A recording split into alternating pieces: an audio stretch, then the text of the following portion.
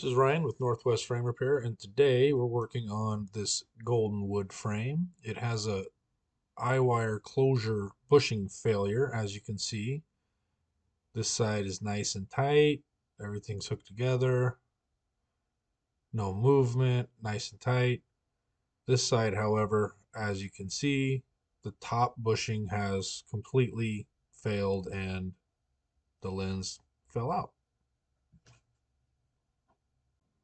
Since the bushing is actually missing, we had to fabricate a new one and insert it, make sure everything was good and tight, lined back up. And as you can see, both sides nice and tight. Everything's good, no movement, nice and tight. Looks like we're ready to put the lenses in.